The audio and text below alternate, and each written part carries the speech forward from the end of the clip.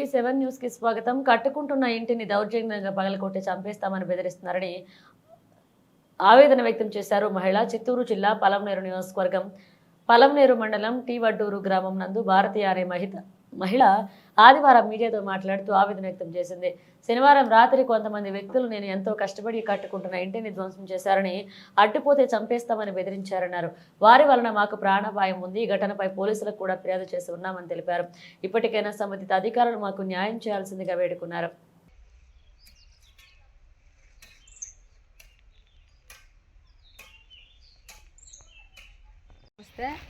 మాది మరిమాకనపల్లి టీ వడ్డూరు గ్రామం.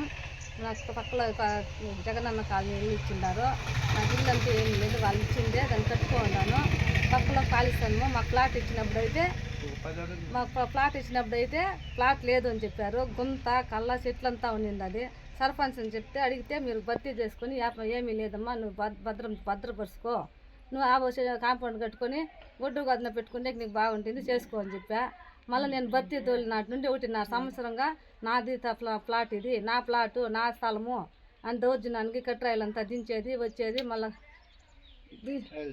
వచ్చి మళ్ళీ రాత్రి 9 గంటల 8:30 నుండి 9 వరకు గోడ రాత్రి నైట్లో వచ్చి ఎవరు చెప్పాను నేను తోస్తాను అని చెప్పి గడ్డపారలు ఎత్తుకొని వచ్చి 3-4 వచ్చి తోసి మాకు రేపు ప్రాణం కూడా గణేష్ రమేష్ వాళ్ళు కూడా ఎవరో గుళ్ళోడు 3 వాళ్ళ అన్న తమ్ముళ్ళు వచ్చి మాట్లాడితే మళ్ళీ అది వీఆర్ఓ చెప్పా మేము తోస్తాం సర్పంచ్ వాడేవాడు చెప్పేదానికి మీకు మా స్థలము మా ప్లాటు అనేసి వచ్చి అడ్డం వస్తూ ఉంటే కూడా గడ్డపాటు తగులుతుందా లేదని కూడా లేదు, అట్లా వేసి లాగి కొడతా ఉంటారు గోడని.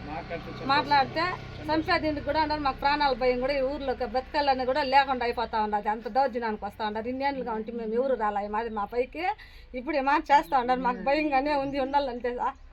మీరు అధికారులు వచ్చి వీఆర్ఓ పేర్లు చెప్తా ఉన్నారు. కొట్టమంటారా ఎవరన్నా?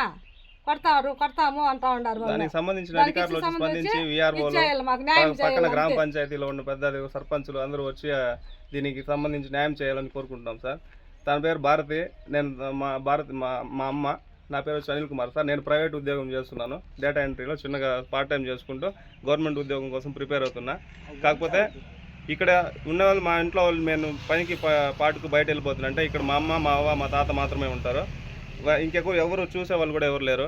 ఇక్కడికి వచ్చినారంటే వాళ్ళు నైట్లో 9 గంటలు 10 గంటలు రాత్రిలో వచ్చి గడ్డపారలు తీసుకొచ్చి తాగేసి వచ్చి మా మీద ఇది చేస్తే మా మీద అటాక్ చేసి ఇట్లా చేస్తే ఏం దానికి ఎవరు సార్ రెస్పాన్సిబిలిటీ? ప్రాణం ఎవరిన పోతే దానికి ఏం రెస్పాన్సిబిలిటీ ఎవరు ఉంటారు సార్?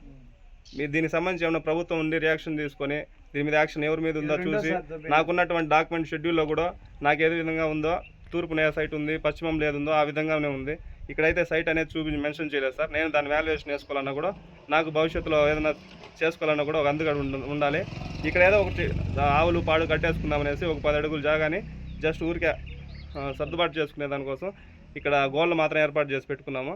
అయినా కూడా వచ్చి నైట్లో 10 గంటలకు వచ్చి గడ్డపారలు తీసుకొచ్చి దొబ్బుతా అంటే ఆపండి అని చెప్తే కూడా మా మీదకి వచ్చి గడ్డపారతో పొడిచేలాగా చేస్తే మేము ఇంకెక్కడికి వెళ్ళాలి సార్?